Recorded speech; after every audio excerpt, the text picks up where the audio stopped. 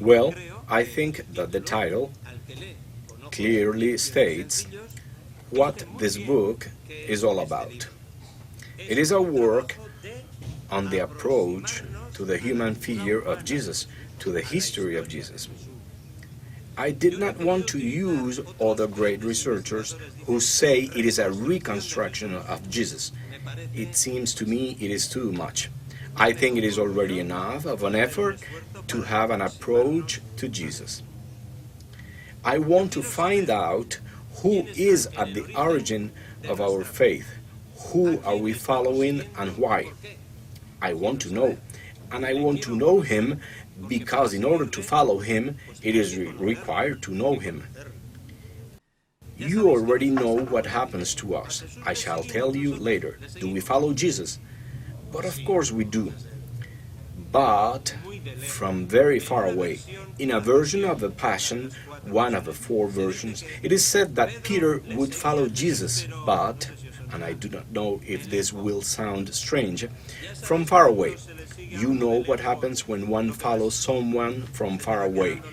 It keeps on getting farther and farther away, and finally you cannot distinguish your aim.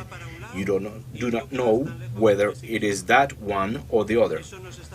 Then it goes one way, and since you are so far away, you go to the other side. This has happened to us throughout centuries. Well, I want to find out who Jesus is. I'm not interested in a Jesus invented by me or anyone else. I do not want to follow a ghost. I am familiar with the hardships of a work like this, one which shall keep on improving. History is not an exact science, but I am certain that an effort to approach to the human figure of Jesus,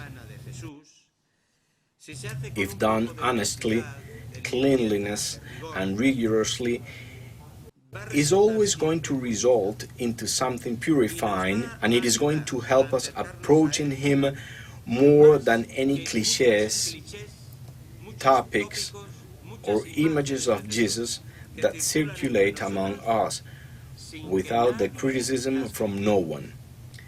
I would firstly say that I have not felt incompatibility, difficulty whatsoever between performing the historical survey of Jesus and my faith in Jesus Christ, the Son of God, made man for our salvation.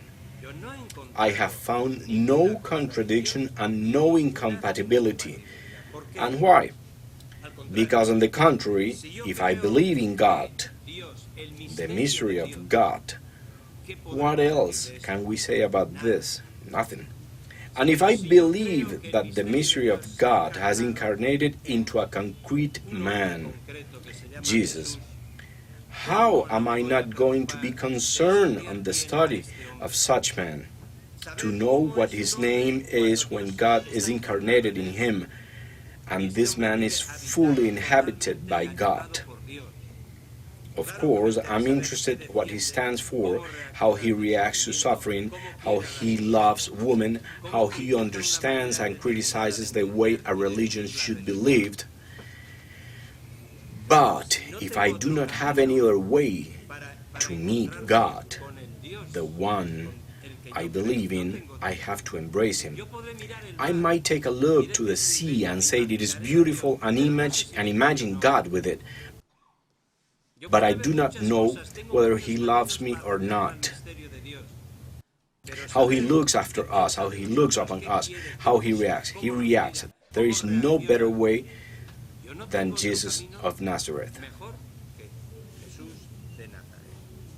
In other words, going into a more lively matters, to me, to study the historical Jesus has helped me to love in a livelier manner, more concrete manner, the Christ of the faith, the Son of God incarnated in Jesus. And I hope that readers, at least from the point of view of the perspective in which I wrote the book, will undergo something similar. How have I written this book? I have made an effort to conjugate two things. I know I am writing and talking during the 21st century, and I am familiar with modern culture. I have desired to write with rigor, the utmost historical rigor possible. Thus, I have spent a lot of years, a lot of time, and a lot of humor,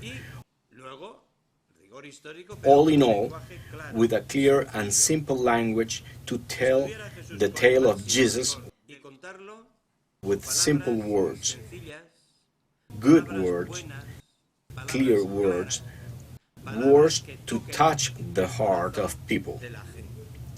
And thus, the book can be read in a twofold manner. Some can only read the upper text, which is written in larger letters, a life tale of Jesus. But underneath, there are notes where information is offered to show that the upper text is not only a romance, but a well-based tale. The notes tell us the level of information we possess nowadays from Jesus, which shall keep on improving forward.